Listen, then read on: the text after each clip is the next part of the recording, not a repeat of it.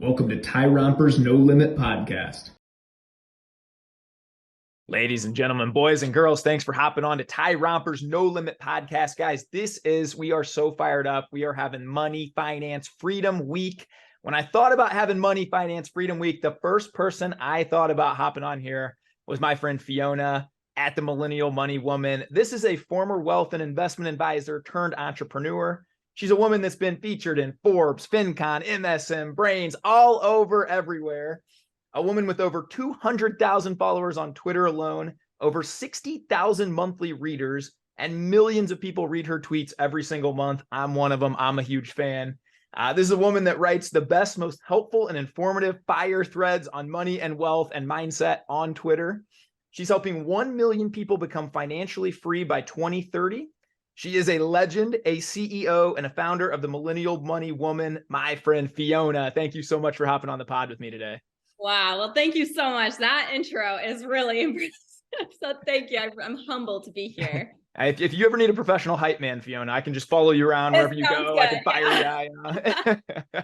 I do appreciate you coming on. You're a person I've admired for a really long time. I mean, we've been sharing kind of the Twitter space for a few years now, and so many times under your threads, I just write a bunch of flames, fire, and I just say thank you for putting it out. I learned a lot from you. And so I'm sure people that are familiar with me are probably familiar with you, but maybe you can just give a little backdrop and an intro about who you are.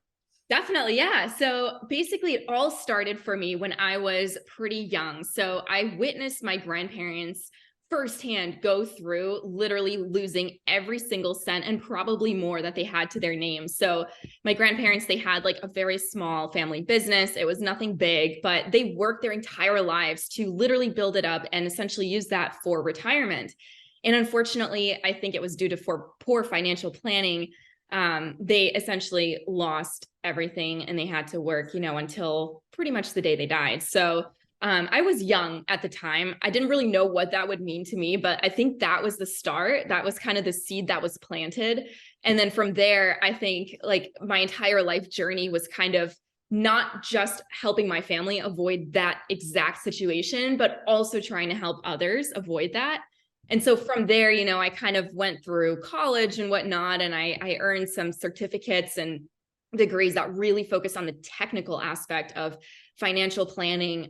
So not just investment planning, but also estate planning, risk management, tax analysis, the whole 9 yards. And then went into the investment advisor role, right? And helped a lot of people. But in the end, I want to scale up, right? I want to help more people in the world, not just where I am in the community that I was living in at the time. So that's how the Millennial Money Woman essentially was formed. That's awesome. That's so cool too. Can I ask, how old were you, Fiona, when you kind of had this realization, hey, I like money, wealth, I like learning about it and studying about it. And did you have any entrepreneurial kind of things happen to you as a kid too?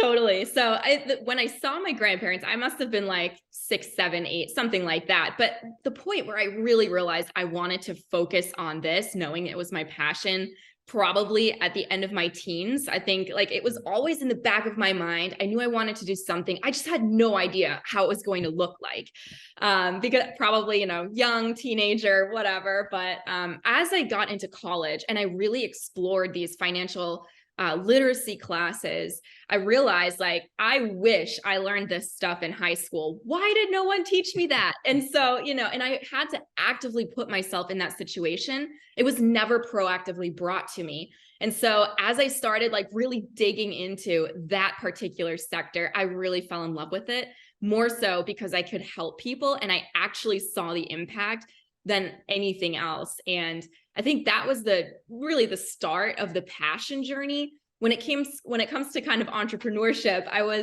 always loved trying to put myself out of my comfort zone. So for example, I must have been like 10 years old and I drew like these nice, well, I thought they were nice pictures, and like I set up like a little stand outside and tried to sell them to people, like, thrust them like, hey, here's a picture of a fish, it's 10 cents, or hey, and people were like, what is this little girl doing? And I actually did sell 30 cents worth, and I was very proud of that. But that was the start. That's 30 cents now today is worth $2.15. Exactly. Inflation. Exactly. That's pretty awesome. People are just like, oh, this cute little girl, let's just give Yeah, her a exactly. dime, which is yeah, that's pretty awesome that you always kind of had that mindset though. So as you kind of start to take in all this knowledge then, right? And you start to see kind of a path. And I just worked out with a couple buddies for Money Twinner actually this morning, and we were joking. They teach you all about photosynthesis in school, but nobody talks about, personal finance, which can actually affect your life. So now you kind of graduate and you have this big passion to help people. Can you talk about those early days kind of in your, the financial, the framework that you were in working and what that looked like and how you help people? Totally. Yeah. So when I started, I was completely fresh, right? Like I had the material, like the knowledge, the technical skills that I got through reading and college and all that stuff. But I really didn't know how to implement it, how to like talk to people. For me, at first, finance and personal financial planning was literally a science, right? So I was like, well, here's the financial formula, here's the numbers, here's, but as I started kind of growing in my career, I realized that financial planning, specifically personal finance, is so much more than just numbers. Specifically, you got the emotional part in it, right? So it's kind of an art more so than a science because everyone's situation is different, hence personal finance. So as I started growing in my career and I worked with individuals who were, I don't know, like $100,000 in debt to individuals worth $100 million or more in net worth, I really was exposed to a lot of different characters. And as I started growing and, through the years, I realized that while I'm helping typically the ultra high net worth folks, I kind of wanted to make that bigger impact, right? So kind of going back to my formative years in my childhood, helping people who maybe don't have access to, a high net worth financial advisor. So that's when I co-founded a community. It's a local nonprofit community where I kind of did like a mentorship program pro bono and reached out to financial professionals or young entrepreneurs in my community that were, underprivileged. They didn't exactly have the resources, didn't know who to look for or who to trust. And that's where I stepped in and worked with them for a full year, literally like trying to help them get from point A to point B, whatever that is, if it's building a business, paying off credit card debt, whatever. And that really like set me up. And I was like, this is what I love because they're so thankful, right? Because they don't have anything and they're getting this help from someone that is experienced, knows what they're talking about. And it really makes a difference in their lives. Wow, that's amazing. So I'm getting chills as you speak about that. So you went into the community then and really just said, hey, for free, I just want to help as many people as I can help, right? Like I want to take people who maybe necessarily don't even know how to balance a budget or even have been taught what a budget is. I mean, you go back to ground level, there's a lot of people who just get paid every Friday and just spend it all and then hope that next Friday there's enough left. There's no real plan about it, right? And so is that what sort of lit your fire then to create the Millennial Money Woman and kind of take that farther? Exactly. So I realized I only have like 24 hours a day. And part of that is working full time, right? And the other part is trying to sleep, get some sort of sleep. So at some point I was like, all right, I need to somehow level up, right? Like I need to scale up my impact if I really do want to help more people and stay true to that promise I made. And that's kind of when also COVID hit. I might say that was also kind of I think a revolutionary part in my life. I had always thought of starting something like Millennial Money Woman, but procrastination, my fault. I just pushed it down, kicked the can down the road. And then COVID hit. And so many of my friends, some of them living in New York City, right? Obviously that was hit really hard. They were telling me like one of them had her hours cut by 80%. And she was living in New York City, like one of the most expensive places in America. So I was like, all right, she needs help. I'm sure there's 100 other people out there in the same situation, if not thousands. And that was ultimately the catalyst where I'm like, all right, I'm going to stop procrastinating and actually do something about it. That's so awesome. I have that same, I told my parents and a couple people close to me about like 8 or 9 years ago. I'm like, I feel this tug, like I'm supposed to be sharing or doing something different. It took me getting fired from a corporate job to really realize, man, I'm on a 2-week kind of contingent basis here. And so, last month I joked, my wife and I got paid 14 different ways. I got obsessed with creating new income streams, right? And some of them are like $9 here and 14 there, whatever. But the fact is they're all growing. It's fun to do, right? You kind of get hooked on that. One thing I want to go back to, a couple questions. I loved how you said it was kind of like an art form almost to learn people's kind of specific individual needs. And I think that's a hard part when maybe it's intimidating for some people to just walk into like this fancy financial advisor and they're working with $100 million clients. I'm not like that, right? And so maybe there's that barrier. I notice you talk a lot in your threads and a lot of stuff on mindset too, and habits and daily. Can you kind of allude to that and maybe talk about the difference you see in people that, wherever they start out, but they get successful, and then the mindset of people who kind of stay at that floor level and what some people could learn from that?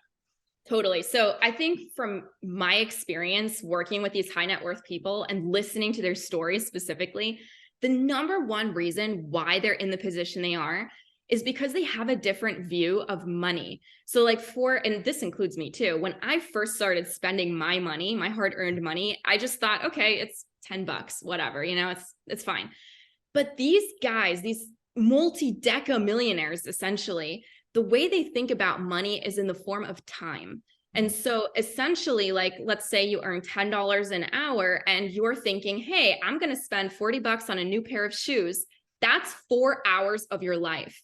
And I think that emotional connection, that really hits deeper than just seeing the $40 as a monetary thing that can be replaced when you work more hours.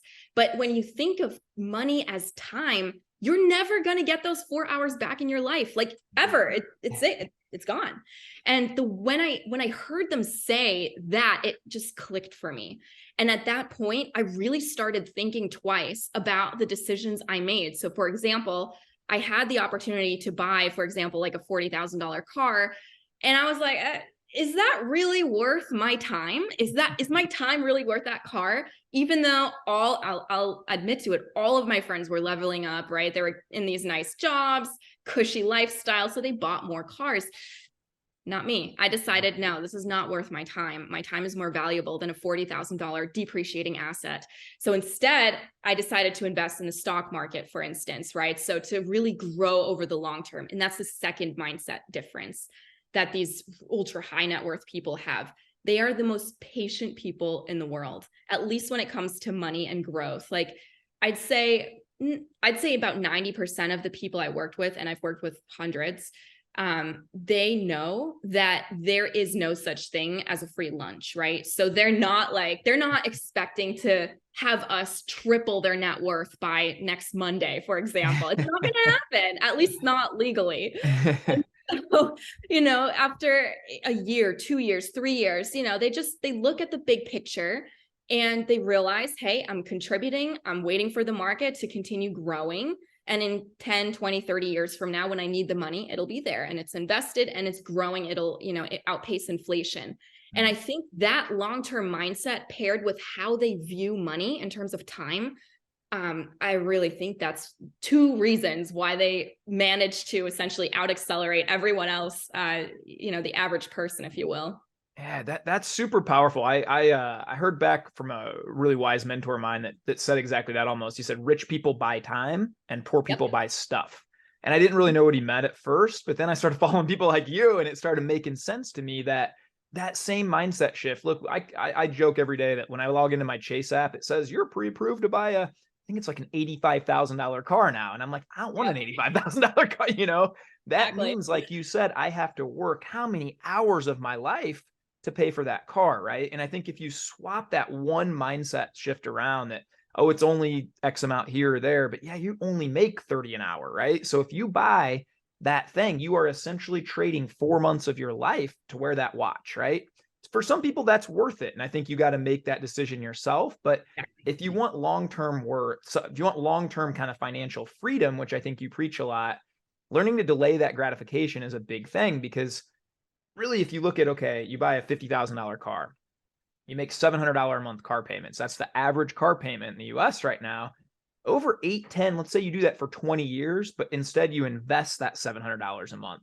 Where you're at 20 years later, 25, 30 years later, it's insane. It's hundreds of thousands of dollars difference just in that one decision.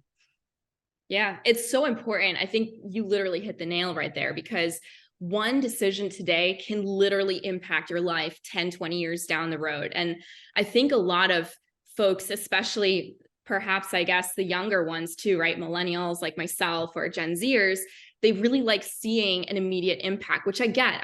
I get that. And I'm part of that too. But when it comes to money, you know, if you put down that 40,000 or 50,000, like you were just saying for a car, it can change your trajectory. And even if it's by 1 degree, it's a big, like in the long term, that 1 degree can make a huge difference. In fact, I was listening to a podcast, I think the other day, and the host was saying that if you start flying toward New York from somewhere in Europe, I forgot where, and change your path by just 1 degree, you'll end up in Los Angeles. It's still like, it's still obviously whatever, it's a nice place, but you're not in your destination. And I think that relates right back to the powerful concept of sticking your course, like focusing on the long term, even if that means having to give up a little bit today in terms of luxury, right? Not buying that car. But for that 1 degree could literally change your retirement trajectory or family, you know, your ability to actually enjoy freedom with your family. So that was really powerful to me too. That's cool. I appreciate you sharing that a ton. And yeah, I do think, man, the people don't realize probably how close they are. And I, you know, when I hear you say this, I just think of fitness a lot too, because guys will hire me for fitness. And then like, dude, I only lost 4 pounds this month. And I'm like, bro, if you do that 10 months in a row, you just lost 40 pounds, you know, like, and I think you probably see that with money. Well, I only saved an extra $1,200 this month or invested. Okay, do that for 10 years. And you literally you can work 10 years less, you know, by the end of your time. So you get to buy a lot of that time back. Can I ask you something, Fiona, that just popped? Like, why do you think they don't teach this stuff in school? Why do you think like in high school, like nothing is taught around personal finance or shifting your mindset around to that? Do you think I've always wondered that, like, again, we know photosynthesis, we know you know, all these theories and all these things that I mean, great. It's awesome to know that. I'm not knocking photosynthesis, but personal finance can really change your whole life. And so why do you think they don't spend any time on it? Yeah, you know, the Pythagorean theorem, that made my life so much better. I'm joking. No, you're completely right. And I don't understand why they don't, because like in high school, if you're a high schooler, for example, you don't think about that stuff. You think about whatever's given to you proactively. And that goes back to what I was saying earlier. Like I had to push myself into that situation. And I guarantee you, there are probably not that many folks that actually push themselves there. So to answer your question, why do high schools not necessarily teach that subject, which is an essential life skill to success, to be honest? I don't know exactly why, but I have a theory, at least. I know that a lot of high schools, at least the public high schools, they're trying to kind of like prepare students for state tests. And obviously, if state tests have higher scores from that high school, then that high school could probably get more funding from the state and or federal government. Now, of course, those state tests, which I went through myself, since I went through a public high school, they don't necessarily, I don't think they focus at all on personal finance. They focus on, like you said, photosynthesis, mathematics, you know, those elements. We're gonna get canceled on Twitter when this airs. They hate, Fiona and Tyler hate photosynthesis. You know that. It's good, people. It is good, but personal finance is probably more important or more applicable to your life long term. But it is true. Like I think that's probably one of the reasons, because perhaps for the school in the short term, that might not be as helpful. Or they maybe don't have teachers that are necessarily prepared to teach personal finance. So I think it might help if, you know, maybe there's more educators out there that know personal finance and can actually teach that as an elective. Or like I did this to myself in my off time. I did pro bono work at a local school for underprivileged young girls, specifically aged 5 to 18. And I taught an after school program. So it wasn't in school, it was an after school program about finance, because I knew it's so important. And I knew these young girls, like some of them, I kid you not, they couldn't even afford an alarm clock to get up to go to school. Like that was the state of these young girls. So, you know, I think it's so important to change that generational trajectory, right? And just give them the building blocks, nothing fancy, but just what a budget is. So I really do think it starts at a young age, even if it's like game-based theory, right? Just giving them some games to understand like the supply of the concept of supply and demand. But I do wish that it was taught more, because I think I only learned how to write checks in high school, and that's even outdated nowadays, right? You have Zelle, Venmo, right? Right. Yeah. Yeah, I agree with you. I do think what it does, it provides a great market for somebody like you to come in, because of the hundreds of thousands of people that follow you and the, 20 plus million that probably read your stuff every month, I'm sure some of them are high school students. I'm sure some of them are college students. I'm sure you're starting to unlock people's brain to say, wait a second, just because my friends bought that, again, I have to work how long to be able to buy that? Maybe I can delay credit. Maybe I can do that. And so I do love that it does kind of open up a market for people like you. Can I ask, Fiona, when you started to share, did you have any pushback? Did you have any, because you've grown so fast on social media. I think you're a brilliant writer. I think that's probably the biggest reason. But can you kind of share and walk us through that journey, what that's been like, the good feedback you've gotten, and maybe some of the challenges that go along with it? Absolutely. So I think the number one piece of feedback that I will never forget, and is truly one of the core reasons why I keep doing what I'm doing, comes from a 14-year-old boy. I think he was from India. And he messaged me one day and he said that literally the content on my website and on Twitter helped him earn his very first dollar online, which then helped feed his family of 4. And I was like, this is literally why I do what I do. Because I mean, people in India, they obviously, it's a different country, different economy. And I think I read a statistic somewhere where they, live on, I don't know, $4 or $5 a day, which is obviously vastly different to some lifestyles here in America, the majority of lifestyles, I would argue. And that is one of the reasons why I want to continue kind of spreading my message. And even if there are hard days, which there are plenty, by the way, there are so many hard days so to your point about struggles, like, getting out of bed and just like not wanting to write one day, that like all the time. Right. But then I think about this 14-year-old Indian boy and I'm like, this is exactly why I want to do what I do. Or other pieces of feedback where people just say, thank you, like just a mere thank you. It means a lot to me. And those are some of the reasons why I get out of bed. I make sure I write, threads, I write tweets, I comment, I try to reply to as many people. I'm sure I leave some out, but that's not on purpose. It's just, I got a lot. Starting the YouTube channel, right? So like lots of these reasons are, again, just driving back to helping people that don't necessarily have the money, the time, or the resources to hire, a financial advisor, for example, to be on their side. And I know I'm not like customizing what I write to everyone's situation, but I know if I went through the things that I write about, which I did, there's probably a bunch of other people that are going through that stuff too. So that, again, is why I do what I do. And I love it. I really do love it. I love that so much. And I do think that's why we go through certain tests in our life, right? And they become kind of our testimony, so to speak, and we can share and help pull others up. And I think it's beautiful because you can tell right away, like your mindset is just, you're on the other side of that. And all you want to do is help other people. I got chills again when you're talking about that 14-year-old boy, because I've had similar things. You just somebody shows up in a DM and says like, I needed that content. That thing you tweeted was the exact thing I needed right now to get out of bed today. And I'm going to have a better day. Thank you. And I think anybody out there listening, I'm going to say 2 things here. Number one, I'm going to link everything Fiona does below, and I'll get back to this later. But if you're not following her on YouTube, on Twitter, the best follow on Twitter, she can up your money, your mindset, all these things. You need to follow her. And 2, just say thanks sometimes. It is cool to just get a reply that just says thank you for sharing. That's why I think every smart person I've gotten to talk to now on this podcast has said that's why I continue to share. It'd be a lot easier for me at this point in my life. I don't need the $27 a month I make from YouTube right now, to put out all the content I do, but the feedback you get is why you do it, And so I think that's a great point. Another thing I want to hit on here, Fiona, if you're cool with this, is just, let's go to the average American family, right? And they're saying right now, hey, inflation's high, groceries are high. I'm just working a fixed job. My wife works a fixed job. Money's tight. What would be the number one thing they could kind of do if maybe they don't have a clue about money and somebody's watching this just trying to learn and they're like, hey, I've just thought of money as a paycheck and I go buy things with it. We don't really save. We don't really invest. We just kind of hope for the best. What would you kind of tell a family like that? Definitely. And that happens a lot more than we think, unfortunately. So I think it's the average American, right? Doesn't have $1,000 right. saved up.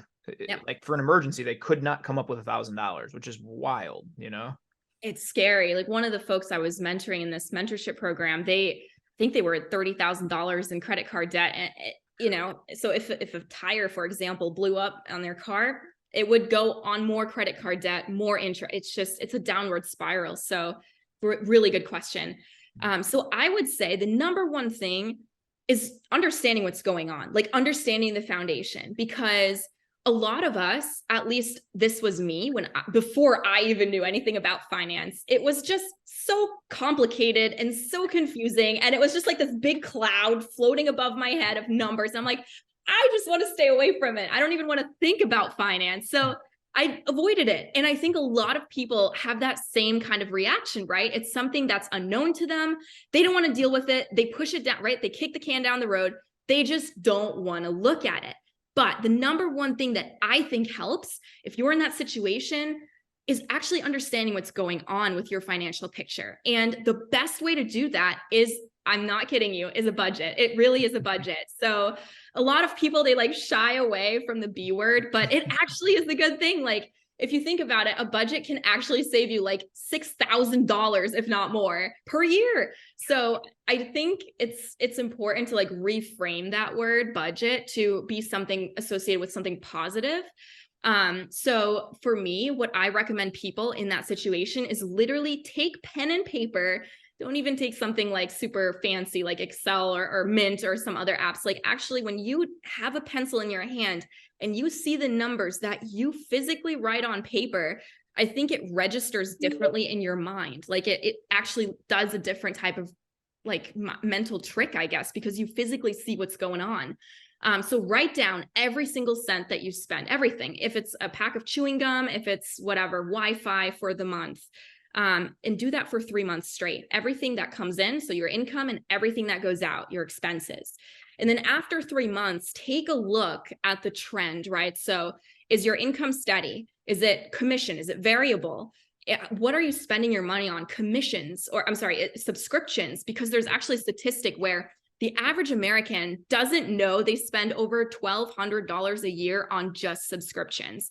And that can be anywhere from like freemiums or I don't know, like little phone apps, like $5 a month, that it adds up. It adds up. And people don't understand that. So I think when you physically look at your budget that you wrote out and kept track of, it's totally different. It makes you really think and connect your your brain activity to those numbers. It just gives, I think it does a different neurological connection there. Once you see what's actually going on, then it's time, in my opinion, to start cutting out those extra, what I call discretionary costs. So for example, anything that you don't necessarily need in your life, like I didn't need cable. I was spending $150 on cable per month, which is crazy if you think about it. It is wild. That's $1,800 a year just for, Exactly. Yeah, that's crazy. You can stream stuff on YouTube. It's free, That's it. And that's exactly what I do. It's me and my wife cut it 3.5 years ago because of the same thing. We're like, dude, we sit down to watch a show. We can't pick a show for 40 minutes and we give up. So why are we paying for this? Exactly. No, that's exactly right. And when I did that, like it freed up so much more money. And I'm like, what do I do with this? Let me invest it. And guess what? Over 20 years from now, that $150 a month investment, it's going to add up. It's going to add up. So that's one thing I would say. So understanding where everything's going, like through a budget. The second thing is so peer pressure typically has a negative stigma, right? Like, so if you hear peer pressure, you don't think of the best things, but I think when it comes to money, especially if you're starting out, there's also a positive form of social peer pressure. And what I mean by that is finding someone that is an accountability partner. So specifically, for example, for me, my husband is my accountability partner. So if I say, I'm going to go ahead and invest X amount of money per month, he's going to say, hey, Fiona, are you actually doing this? Are you doing what you said? And, sometimes whatever, I forget or whatever the case may be. And he talks to me, I do it then and there. And I think like, if someone doesn't have a significant other, that's fine. Maybe you can have your best friend, your mentor, your parent, whatever. But the point is talk to someone that you trust about what you plan to do. If it's paying off credit card debt, if it's investing your first $5, I don't care how much it is, as long as you start. And they are the ones that keep you on track. So I really think social peer pressure, in a positive sense, can actually help you move forward, especially when you're, in that stuck position, you're that average American, you're really trying to make a better life. I would use that to your advantage. I love that. So much great stuff you said there. By the way, you're speaking my love language. My wife makes fun of me. If I were to zoom the camera, I got 72 notebooks down here. I'm constantly putting pen to paper. Everybody that comes into my room always comments on that. So I agree with that. Getting pen to paper is so powerful. And then a couple things you alluded to there too, which I love, is that, okay, the barrier to entry, so to speak. I think this wasn't a thing 30 years ago where, man, it was intimidating to just go into an office, and Edward Jones or whatever this might be. And sometimes they would tell you, hey, you have to have 100,000 to invest. Hey, you have to have this much. You can open an account online now and start at $5 a month, $10 a month. And some people will scoff at that. Well, what's that going to do? What it's do is creating that habit, and then as you start to cut things down, my wife and I did exactly what you said about 3.5, 4 years ago. We had 6 or 7 subscriptions that we never used. And so boom, that was a couple $100 right there.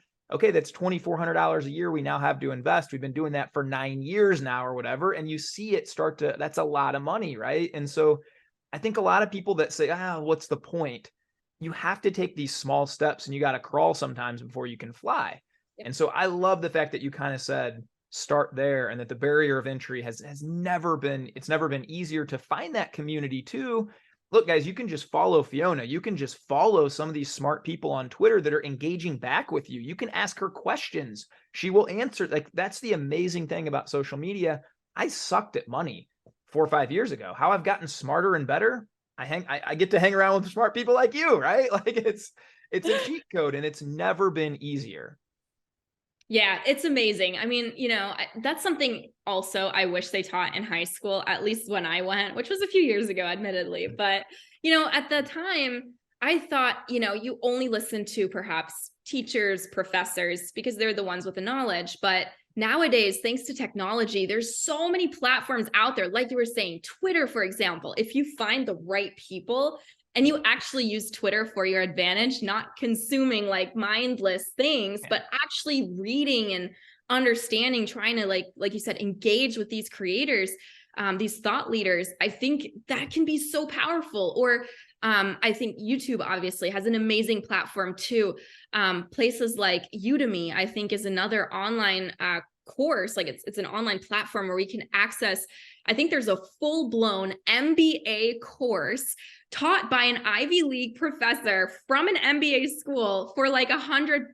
And normally it's like 200,000 or 300,000, right? To go. So it's just, you really got to use your resources, leverage it. But thankfully, due to modern technology, knowledge is all around us. So it's really up to you to go and harness it and change your life. But it's there. Like you said, it's there. I totally agree, man. You can either get up and argue every day about Trump and Biden and share cat memes or whatever you want to do, or you can go like use these tools that are just amazing. We've never had until 20, 30 years ago in human history. And now it's prevalent. Anybody can go get these things. So I double down on that statement. I want to ask you one thing about credit card and some credit and debt questions, because I worked at a bank. I managed the largest retail bank for 5 years. That was my big motivation to learn about money and get out of that job, which I'm pretty pumped about now for the last couple. But, one thing I used to not really like about that job was we would push so much credit onto people. And we'd have people come in with 3 maxed out credit cards.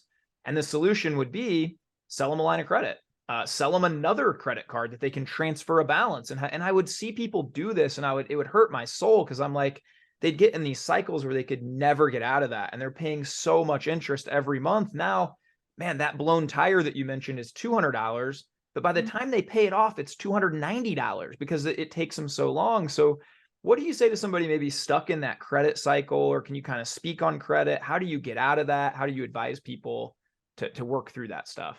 Yeah, great question. So I think the answer to this comes back down to the fact that financial planning is really more of an art than a science. So because there's really 2 answers.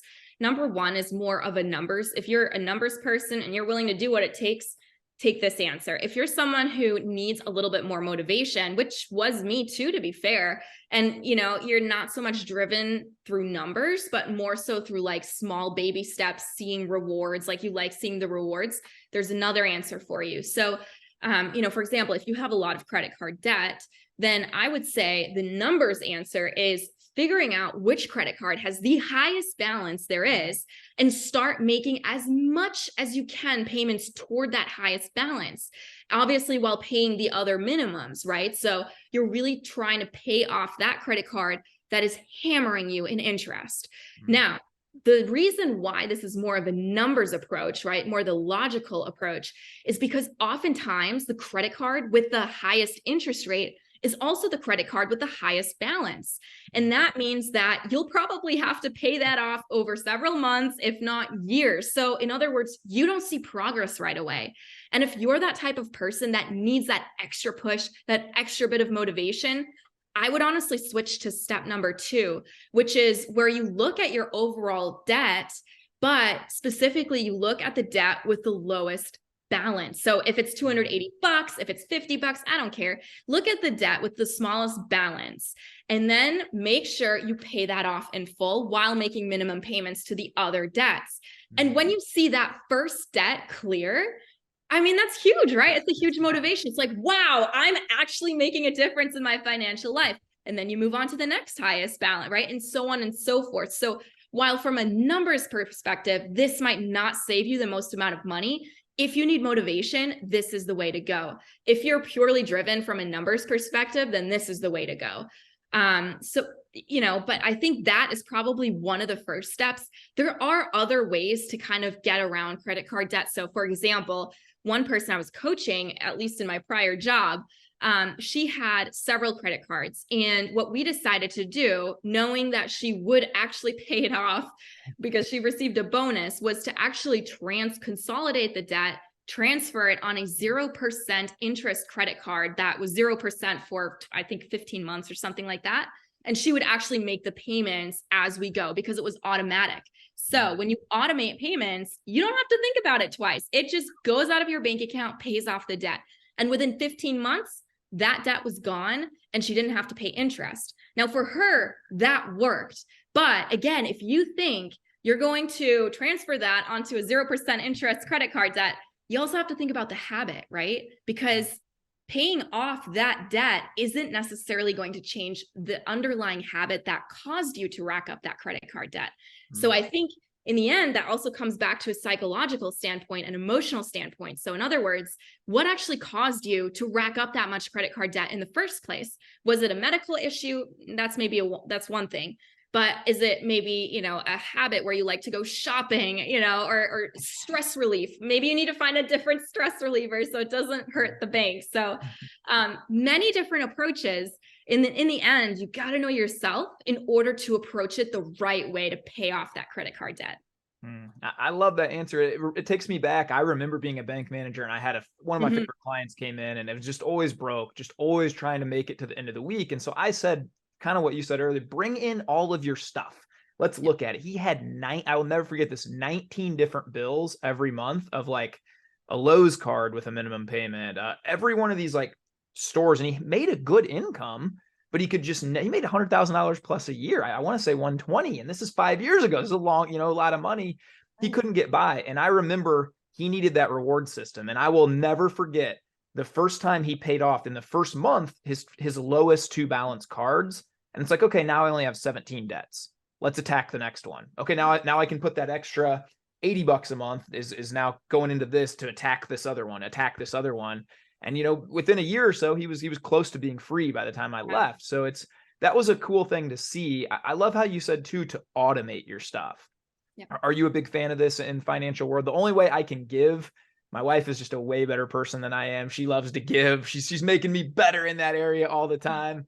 But, we give the first of the month every month and it's an automatic payment because I used to joke, if I see it in my account and it's not automatic, I want to keep it or I want to invest it, And so what's your kind of thoughts on that, on the auto payments? Do you set your life up like that, kind of ease of access? Oh yeah. So I try to be the laziest person possible when it comes to finance. Like, I kid you not. I try to make everything on auto because honestly, my entire life is about finance, right? I don't need to worry about like making credit card payments, I don't even want to think about it. So what do? I automate everything. So if I don't know how to operate something, how to automate something, I pick up the phone and I call customer service. They know me so well. I kid you not, they actually call me by my first name now. So, that's the thing. Like, if you don't know how to automate something, like how do you actually transfer $500 a month from your bank account into your investment account? Talk to customer service. They're typically the ones that know what to do. And if you find someone that doesn't know how to automate something, call again and find a new person. Like, that is my number one tip. So absolutely automate as much as you can. Your entire life, it's going to be so much easier, and it's going to save you time, which ultimately will save you money. So I'm a super big fan of automating everything possible. Same here, 100%. That's been a big change for us too. Can I ask you too, something about, maybe somebody listening to this says, well, I don't know anything about the stock market. So you talk about a brokerage account or this or that, but I've never done that. That seems real scary, right? I hear people lose money in the stock market. That's terrifying. How do you overcome those barriers, and what would you tell those people? What's the kind of basic place to start, I guess? Definitely. And that's a really good question. I mean, I hear it so many times, like the stock market's always goes up and down, and I'm not really a fan of that. I don't want to lose my money. Like, I just want to stuff my cash literally in a pillowcase, and that's it. I actually had a client, I kid you not, say that to me once. I'm like, it's not how to approach things. Inflation, especially over the last year, that would have not been good. So what I would say is the stock market. So I'm talking specifically the S&P 500 here, which is a really good benchmark in my opinion, because it literally looks at the 500 biggest companies in the United States.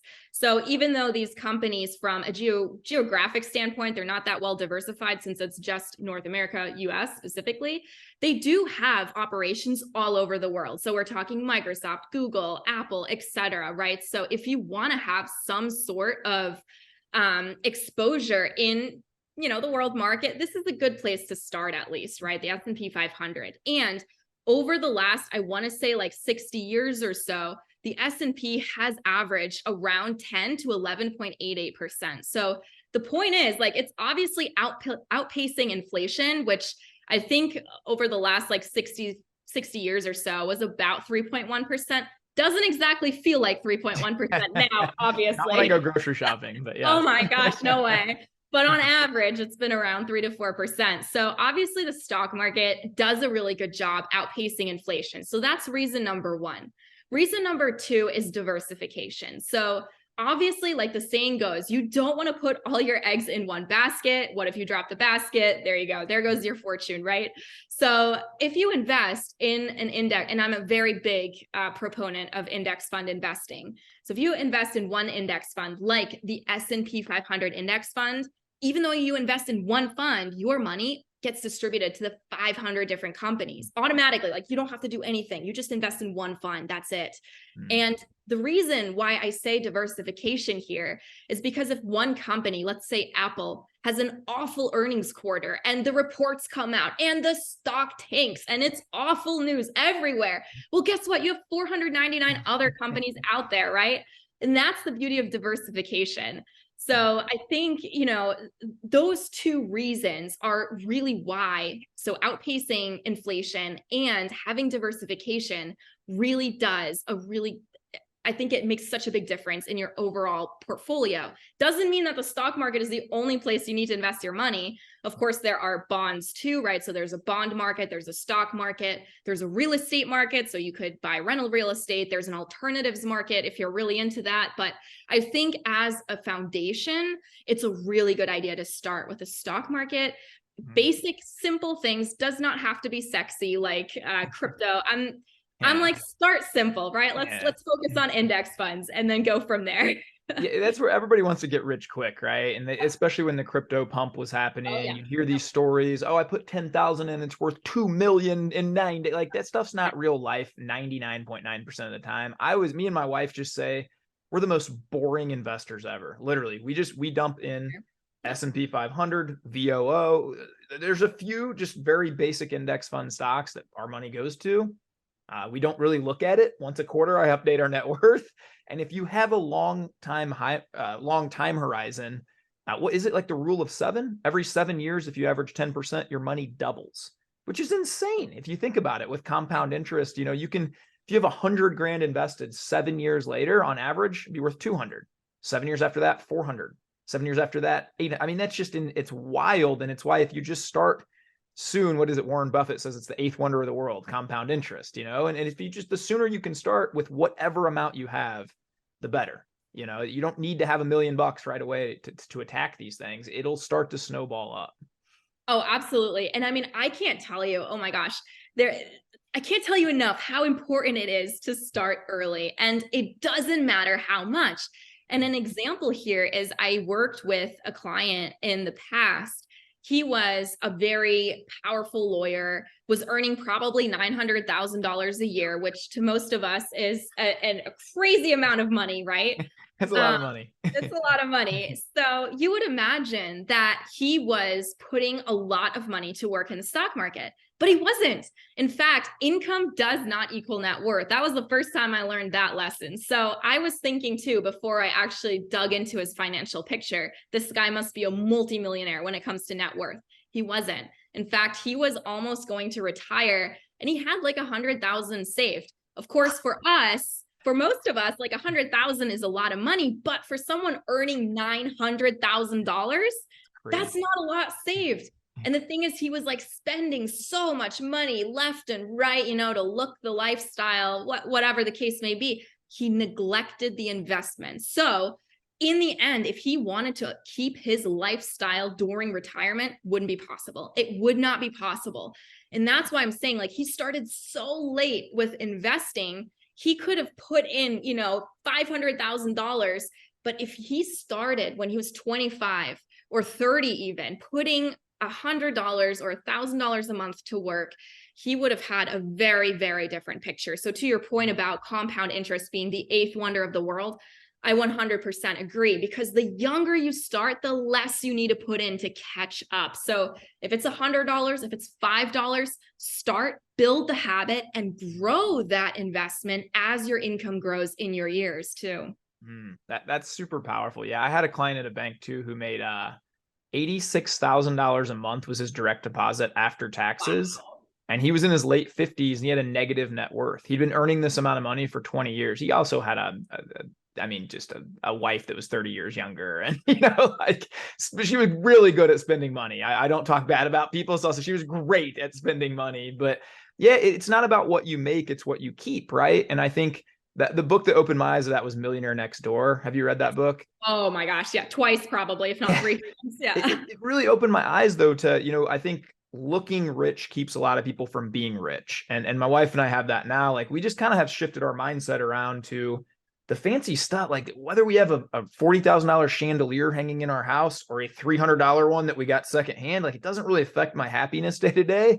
But what does is that I have time. And I can go, like, right after this podcast, I'll go down and play with my kids for 4 hours because this is my hour of work today. You know, like, that's the cool thing to me, is, and if you can shift your mind around that, what really matters to you, and who cares about looking rich, right? Now, if you enjoy it at a sports car, whatever, and you decide it's worth it, awesome. I'm not talking down to you, but, like, you know, I think we've been programmed by society to look rich, to be consumers our whole life. I always say by the time we're 18, we've probably seen 100,000 commercials. And what are those commercials programming you? The guy with the Lexus and the big watch and he's happy. That'll make you happy, right? So you start to unlearn some of that stuff. And it really feels like you're helping to unlock so many people around these principles, which is just awesome to see. Yeah, I know. I think you're exactly right. It's all about the programming. So I think, like, the whole point of personal finance, it really does come down to mindset and that psychological aspect. Like, I think a lot of people don't realize it, but we're programmed, like you said, from an early age that if you look rich, then you must be rich, but it's not the case. And so like when, for example, back when I was in college, a lot of my friends, they were driving really nice cars. We're talking BMWs, Mercedes, nice cars. And I was there, I didn't even have a car, but I was okay with it because in the end, I'm like, 10, 20 years down the road, what I'm saving by not making that car payment is going in my bank account, is compounding. And in the end, like it really depends on what's in your bank account and your investment account, not so much like in your car, for example, or your house or your clothes or whatever the case may be, if that's the only thing you spend money on. So absolutely, I agree with you. Like in the end, it's about that experience and not so much the objects or the things that you spend your life with. Yeah, and giving yourself margin, it feels so good to have peace. I was a professional poker player in my early 20s, and full disclosure, I made several $100,000 a year, back-to-back year. I had a lot of money at 22, 23 with no expenses. My rent was $300 a month. But I bought a brand new Benz in cash. I had multiple many $1,000 watches. I had these ugly, ridiculous Prada shoes that were like $1,200. I mean, I just bought so much money, and I looked rich. And I think anybody who would have seen me back then would have said, Tyler's rich, man. But I was one law change away. They made internet poker illegal. And overnight I went from making, good six figures to zero. And I had created this lifestyle where I needed 20K a month to just live, And so having to unlearn that, I think did me a lot of good back in the day. And I think wherever you're at now, take a look around at the stuff and just start to think about what Fiona said. All this stuff that you buy, it costs you time. You have to work to get that stuff. So just ask yourself, is it worth it? Right. And I think that's a good question to start to ask yourself. Absolutely. Yeah. It comes down to your time, and it comes down to, hey, are you willing to sacrifice maybe time in the future? Are you sacrificing, are you borrowing from your future self to actually fulfill whatever it is you want to do today? And if the answer is yes, then that's awesome. But you really got to do some introspection. And that's where I find like people that are impulse buyers. And I was one too, by the way, in college. But I tried to learn and like change my habit. And if that's you, if you find yourself to be an impulse buyer, maybe lock your credit card in your car, go shop, window shop, but lock your credit card in your car. And then it takes, a couple of minutes to walk to your car. During that time, maybe you'll process, do I actually need that dress? Do I need those shoes? By the time you actually go back to the store, to the cash register, maybe your mind has changed. Well, Fiona, I'm going to hire you. I have a 7.5-year-old daughter who's a very big impulse buyer. My wife and I have been having lots of talks about how we're going to curb this spending. She goes to her book fair with, all of her piggy bank, and she has to buy everything. And we're trying to teach her. I might hire you to coach her here in a few years, if that's cool. Well, that's awesome. But I appreciate so much you sharing. Again, I'm going to link everything Fiona does below. I'm going to hit some rapid fire questions here at the end. But one last question before I hit that, Fiona, is I guess, where can people find you? What's kind of your mission? Where do you see yourself going? And I guess, to anybody out there, I hope you've seen a lot of value, as I always do with Fiona. She'll write these threads. You guys will read them, and you'll reread them, and you'll reread them, and you'll take some notes on them, and you'll learn. They're just really great. And then I guess, do you still work a full-time job too? No. So I left that a couple of years ago. I'm doing my website, YouTube, my content.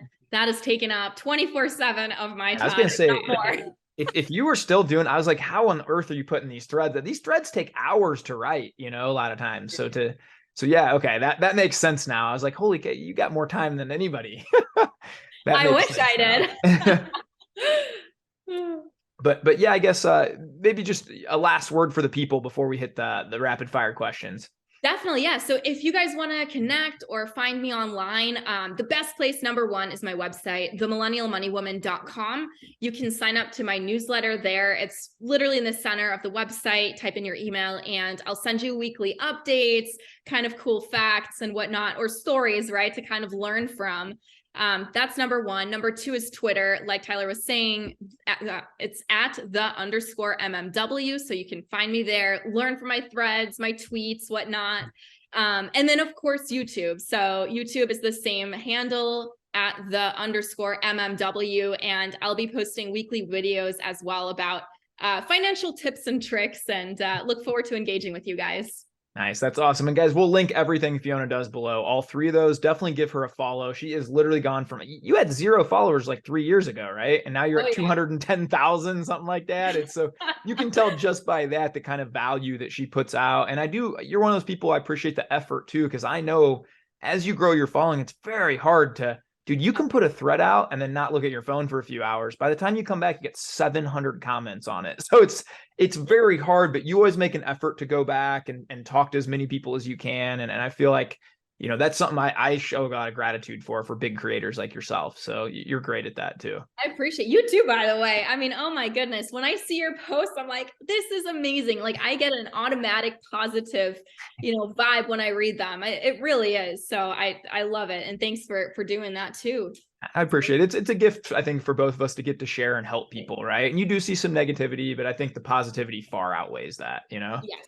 Yeah. All right. Well, Fiona, are you ready? I got 5 rapid fire questions coming for you. We end a lot of podcasts this way. I'm ready. I'm excited for a lot of these. What is your favorite book of all time, either around money or not? Okay. Favorite book of all time, The Behavior Gap. Amazing book. Highly recommend it. If you're visual, like I'm a huge visual person, as you can see with all the colors, that book is amazing. It's pretty short. It talks about money, psychology, emotional impact of money, and it has literal like napkin drawings of like different financial concepts. It's a really good book. All right, I'll be ordering that one. Thank you. What are some hobbies and things that maybe you and your husband enjoy outside of finance? We're not that exciting people, but we have a little dog and we take him on walks. We probably give him way too much attention, but that as well as just spending time with my family. Nice. That's awesome. Yeah. You know what? I wrote down what I call a perfect day not that long ago. And what's included in that is a walk with my family every day. Yep. I love taking a walk with my wife, my kids. It's like a non-negotiable part of every day. I think everybody should do that. I like that. Yeah. We actually went to walk just before this podcast too. So you took a walk right before? Yep. That's awesome. Right. I love that. And you're in sunny Florida, so you can pretty much get out year round. Exactly. Yeah. What's the one biggest mistake most people make with their money? Yes. So I think it's kind of twofold. Number one, keeping up with the Joneses. So we were kind of talking about that, just really trying to look rich instead of saving money and going broke investing. And number two, I think is lifestyle creep, right? So when our incomes go up, when we have promotions, we try to spend more money because we have more money instead of investing more money. I think those are the two biggest reasons why. Yep. Yeah, I agree with those. I love that. What's your favorite movie of all time? Ooh, that's a hard one. Pretty tough one. Favorite movie of all time. You can drop a couple too if you just can't pick one, because there's so many different genres. You got comedy, you got action, you got, all these different types.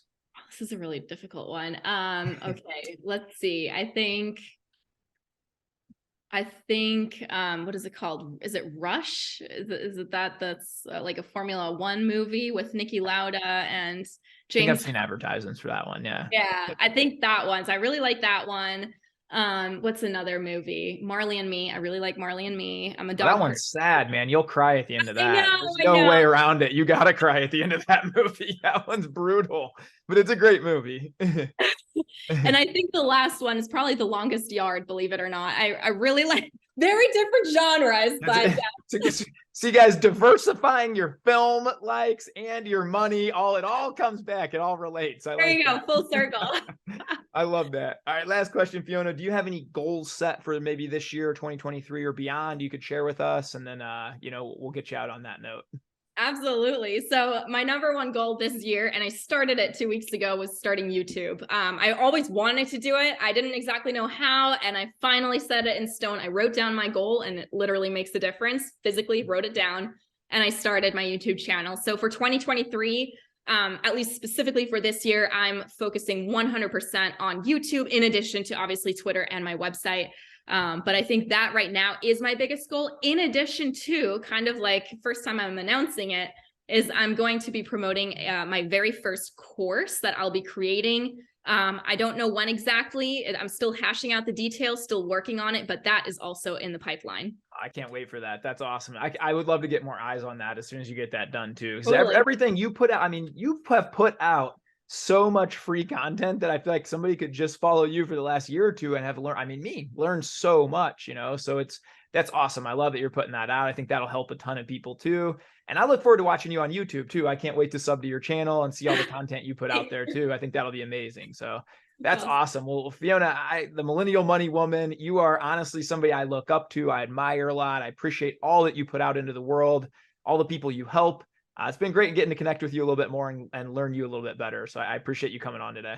Likewise. Thank you so much for having me, Tyler. And I really appreciate you all watching us. And yeah, I look forward to connecting again. Awesome. Thank you. Well, guys, this is our first and guest of Money, Finance, and Freedom Week. We got some other great guests coming on here the next few days too. I knew when I had this, we had to kick it off with Fiona. She is awesome. Thanks for coming on today.